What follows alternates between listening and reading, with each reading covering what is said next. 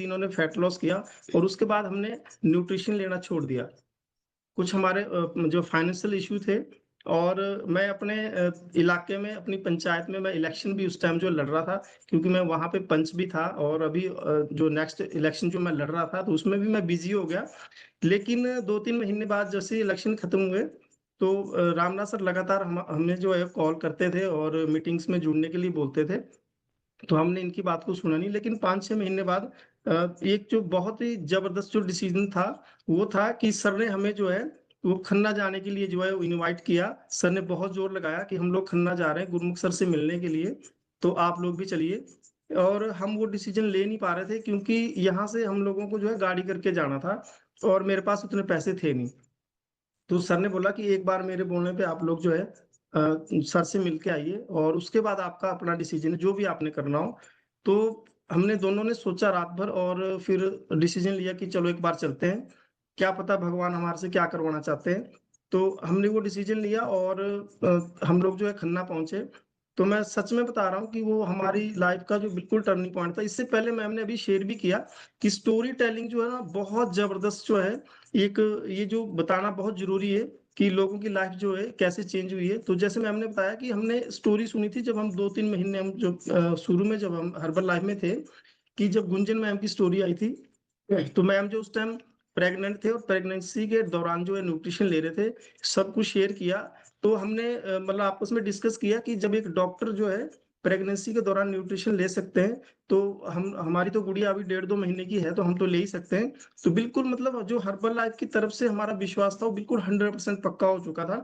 Herbal life की तरफ से कोई दिक्कत नहीं थी, लेकिन फाइनेंशियल इश्यू इतने थे कि हमें बीच में छोड़ना पड़ा। जब 5-6 महीने बाद, मुझे आज भी याद है, हम लोग जून में 2021 में जो है सर के ऑफिस में गए थे और मुझे लगता था कि सर उस समय जो सर की इनकम बताते थे कि सर की इनकम 25-26 लाख रुपए है, रामनाथ सर ने हमें बताया था। तो मैं सोचता था कि ये साल की इनकम बता रहे हैं मुझे और इतनी इनकम किसी की कहाँ हो सकती है। तो जब इन्होंने जोर लगाया तो मैंने मान भी लिया।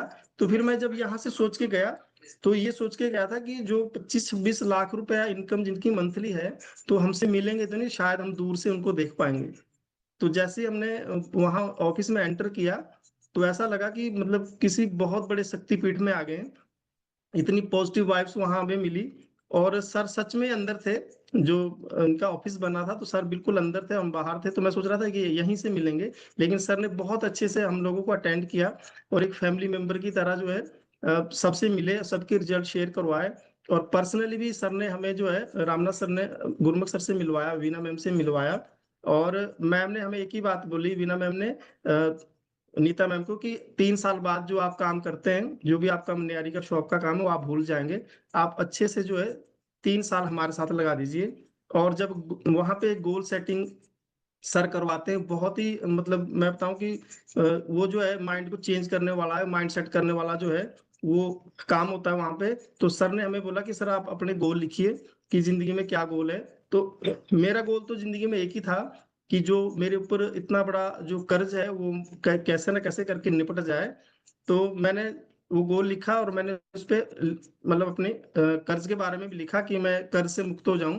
तो मैं तो हैरान होता हूँ कि वहां पे 100-150 लोग होते हैं और सर हर एक के गोल को जो बहुत अच्छे से पढ़ते हैं, है ना। मैंने सोचा कि सर ऐसे ही साइन कर देंगे, लेकिन सर ने अच्छे से पढ़ा और उस पे मैंने 2024 लिखा था। सर ने बोला कि लोन कितना है।